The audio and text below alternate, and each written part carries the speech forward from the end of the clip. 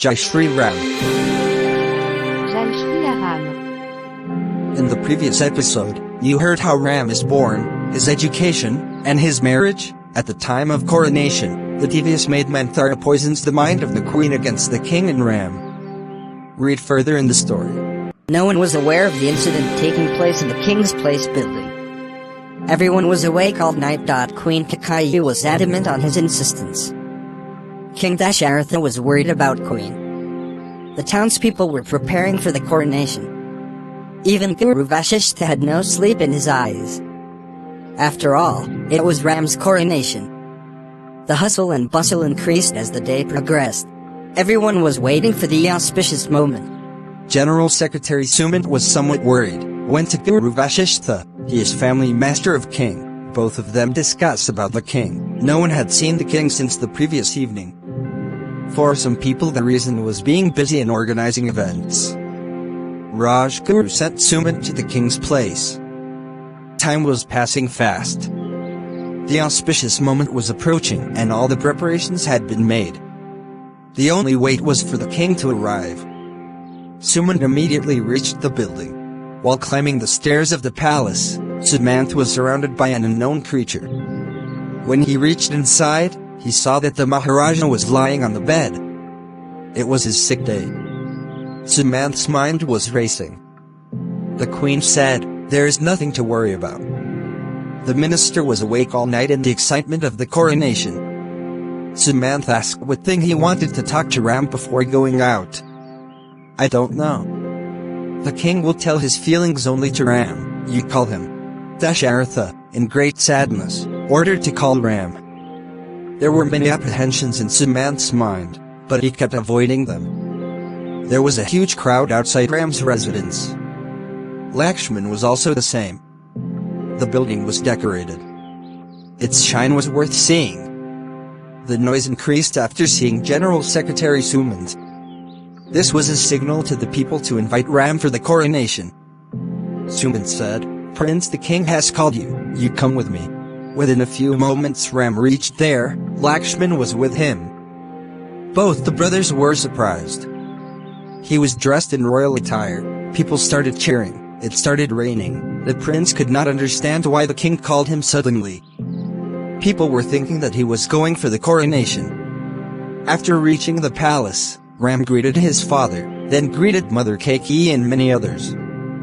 King Dashrath became emotional after seeing Ram. A small voice came out of his mouth, "Ram," and could not speak. There was silence for a while. Silence, if no one says anything. "Mother, please tell me if I have committed any crime." The queen said, "Your father King Dasharatha had once given me 2 boons. I asked for it both times last night, due to which he is retreating. This is against our family policy." The queen continued speaking. "I want that the coronation should be of my own son Bharat, and you should live in the forest for 14 years. The king was not able to say the same thing to you." Ram stand confident. Ram said, "Father's promise will definitely be fulfilled.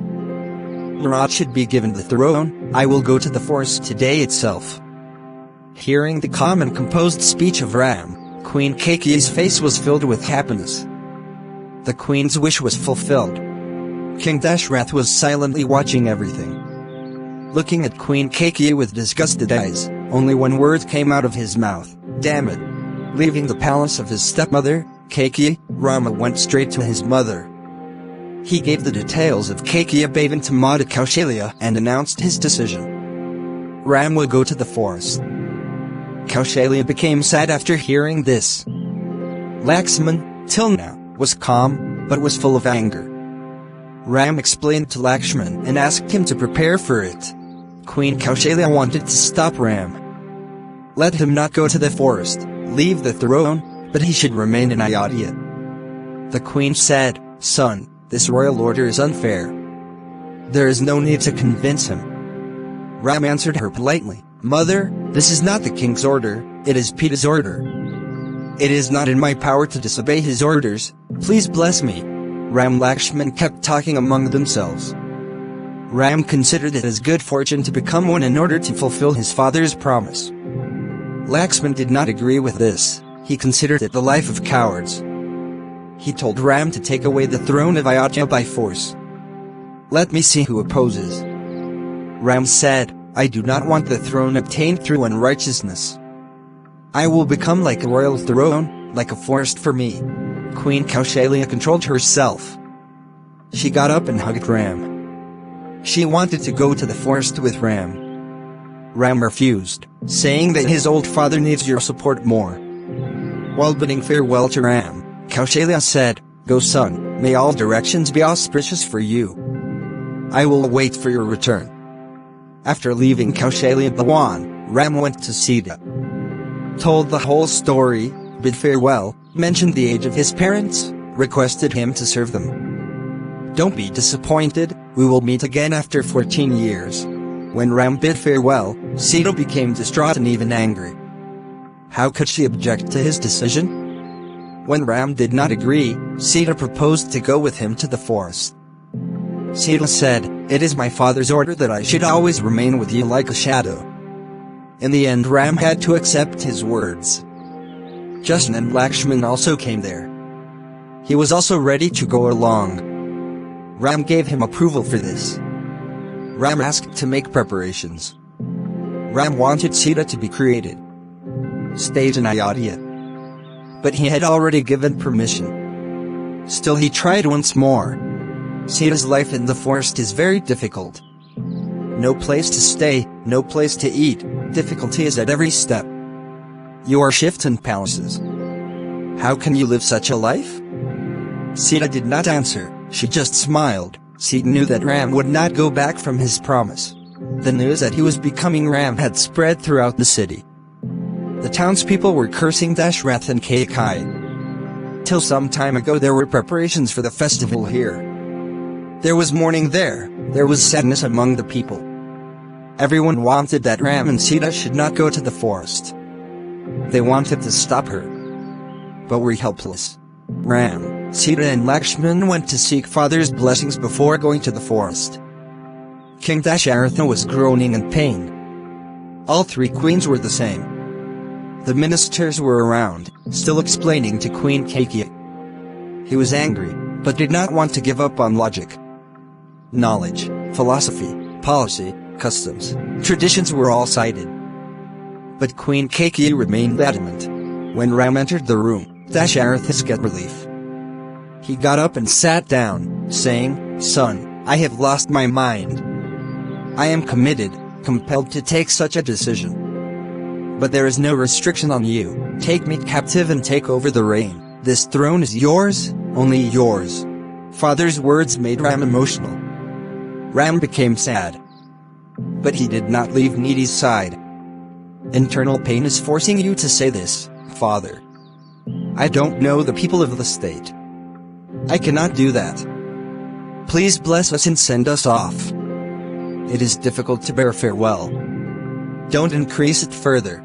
Meanwhile, Queen Kaikeyi gave tribal clothes to Ram, Lakshman and Sita.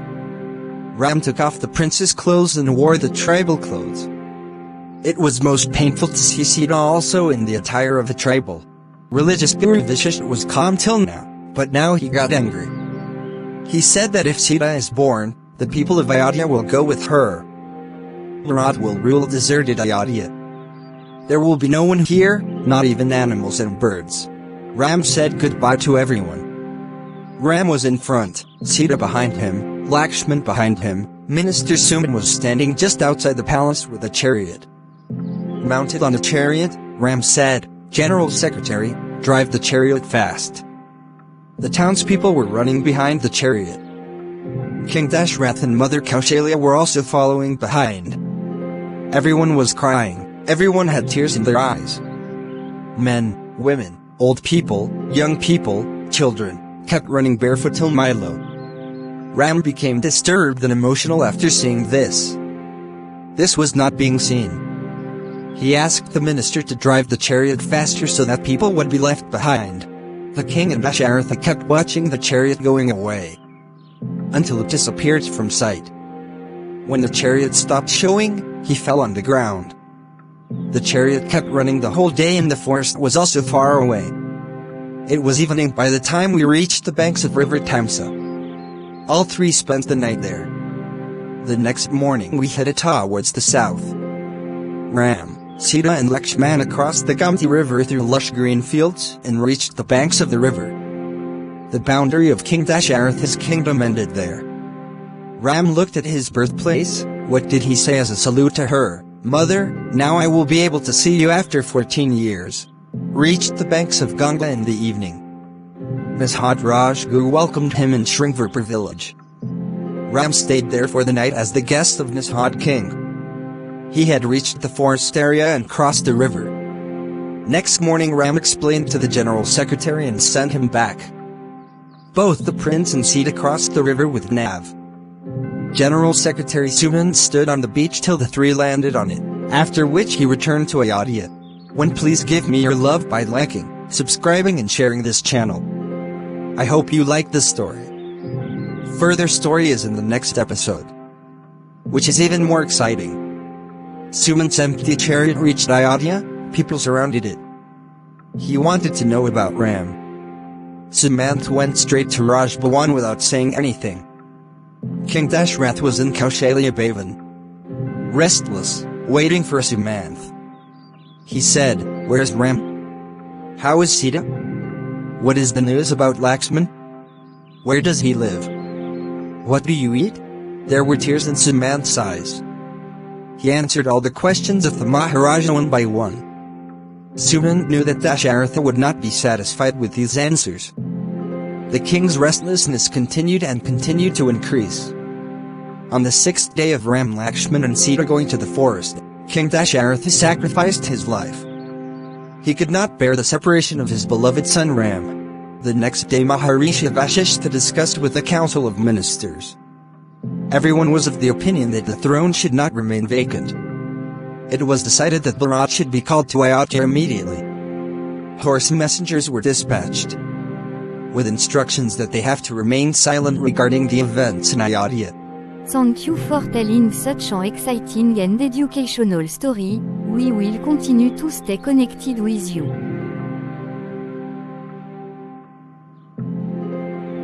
Please give me your love by liking, subscribing and sharing this channel. I hope you like this story. Further story is in the next episode, which is even more exciting.